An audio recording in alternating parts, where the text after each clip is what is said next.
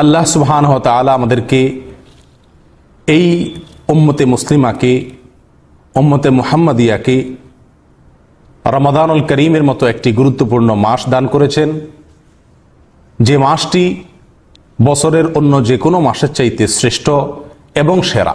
আল্লাহ তাআলা ইরশাদ করেন, রমাদানুল করিম এমন একটি মাস যে মাসে আল্লাহ তাআলার পক্ষ হতে কোরআনকে নাজিল করা হয়েছে, কোরআনকে অবতীর্ণ করা হয়েছে। এটি কোরআন নাজিলের মাস। প্রিয় দিনী ভাইরা, আল্লাহ তাআলা এই মাসটি তার কাছে অত্যন্ত পছন্দনীয় হওয়ার কারণে এই উম্মতকে সবচেয়ে বড় উপঢৌকন, সবচেয়ে বড় পুরস্কার, সবচেয়ে বড় গর্বের ধন, সবচেয়ে বড় পুরস্কার কোরআনুল করিমকে আল্লাহ তাআলা তিনি এই মাসে আমাদেরকে দান করেছেন। যে কোরআন উন্নয়নের চাবিকাঠি, সেটি আমরা কোরআনের এই রমজানের মাধ্যমে পেয়েছি, এই রমজান মাসে পেয়েছি। সেই জন্য এই রমজান মাসের গুরুত্ব আমরা অনুধাবন করার চেষ্টা করি। এই রমাদানুল করিমের বৈশিষ্ট্য বা ফজিলতের দ্বিতীয় পয়েন্টটি হলো, আবু হুরায়রা রাদিয়াল্লাহু তাআলা থেকে বর্ণিত বুখারী মুসলিমের হাদিসে আসছে, আল্লাহ রাসূল সাল্লাল্লাহু আলাইহি ওয়াসাল্লাম ইরশাদ করেছেন, ইযা জাআ রমাদান, যখন রমাদানুল করিম আসে, ফুতিহাত আবওয়াবুল জান্নাহ, জান্নাতের সমস্ত দ্বারগুলো আল্লাহ তাআলা খুলে দেন। ওয়া গুলিকাত আবওয়াবুন নার, এবং জাহান্নামের দরজাসমূহ সব আল্লাহ তাআলা বন্ধ করে দেন। ওয়া সুফিদাতিশ শায়াতিন, এবং শয়তানগুলোকে আল্লাহ তাআলা বন্দী করে ফেলেন।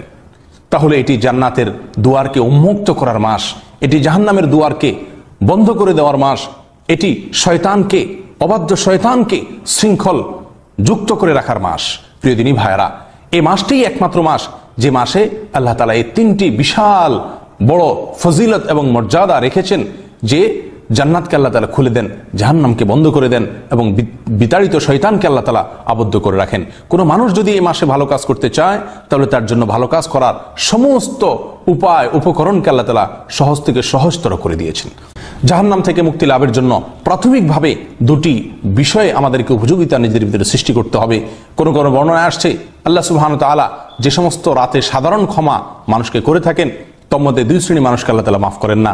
এক হলো যারা শিরক করে, দ্বিতীয়ত হলো যাদের অন্তরে কারোর প্রতি হিংসা বা বিদ্বেষ থেকে থাকে। রমাদানুল করিম এমন একটি মাস যে মাসে আল্লাহ সুবহানাহু ওয়া তাআলা বান্দার জন্য আমলের বহুমুখী বার্তা তিনি নাজিল করেছেন।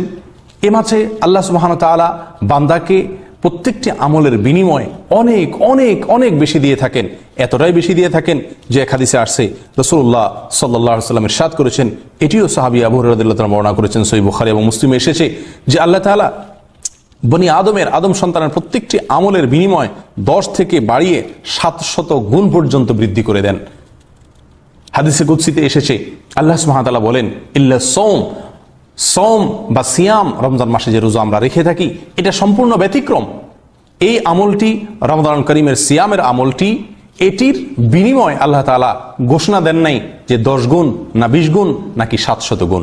অন্য যে কোনো আমলের বিনিময় আল্লাহ তাআলা বৃদ্ধি করে মানুষকে 10 থেকে 700 গুণ পর্যন্ত দিয়ে থাকেন। কিন্তু সিয়ামের বেলায় আল্লাহ তাআলা বলেছেন, ইল্লা সওম ফাইন্নাহু লি ওয়া আনা আজজি বিহি। সিয়াম বা রোজা এটা শুধুমাত্র বান্দা আমার উদ্দেশ্যে রাখে, কারণ অন্য কোনো আমলের ভিতরে মানুষ লৌকিকতা বা মানুষকে দেখানোর উদ্দেশ্যে করতে পারে, কিন্তু একজন মানুষ সিয়াম পালন করা অবস্থায় তিনি যত খারাপ মানুষই হন না কেন, একাকী নির্জনে থাকলেও পান বা আহার করেন না, তার মানে তিনি সিয়ামটি সম্পূর্ণ আল্লাহর জন্য পালন করেছেন। কেউ না দেখলেও তিনি খাচ্ছেন না বা পান করছেন না, তিনি আল্লাহ তাআলা দেখছেন এই কথা মনে করে নিজে সিয়ামটাকে পরিপূর্ণ করছেন। এই জন্য হাদিসে আসছে, আল্লাহ তাআলা হাদিসে কুদসিতে বলেন, ইল্লা সওম, সমস্ত আমলের বিনিময়ে যত গুণ বৃদ্ধি করে দেয়াই হোক না কেন, সিয়াম বা সওমটা ব্যতিক্রম। এটি লি, বান্দা আমার জন্য রাখে ইখলাসের সাথে, ওয়ানা আজজি বিহি, আর আমি আল্লাহ তাআলা নিজে এটার পুরস্কার দেব।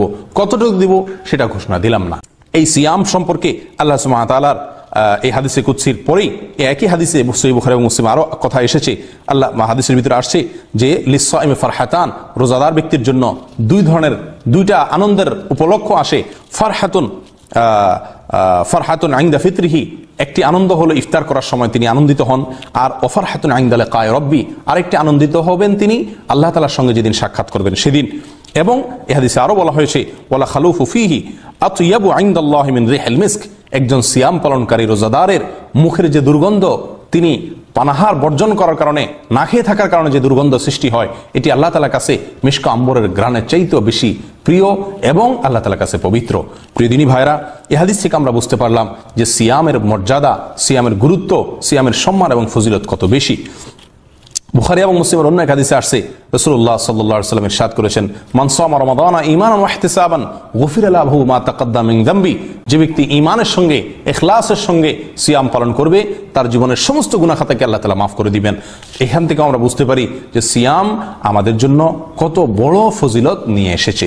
প্রিয় দিনী ভাইরা, সাহল ইবনে সাদ রাদিয়াল্লাহু তাআলা আনহু বর্ণিত এক হাদিস আসছে, এটিও বুখারী এবং মুসলিম বর্ণনা করেছেন। এক যুগে আল্লাহ রাসূল সাল্লাল্লাহু আলাইহি ওয়াসাল্লাম ইরশাদ করেছেন যে জান্নাতের 8টি দুয়ার বা দরজা বা বিশেষ গেট আছে, এবং এই 8টি গেটের ভিতরে একটি দরজা আছে যে দরজাটির নাম হলো রাইয়ান।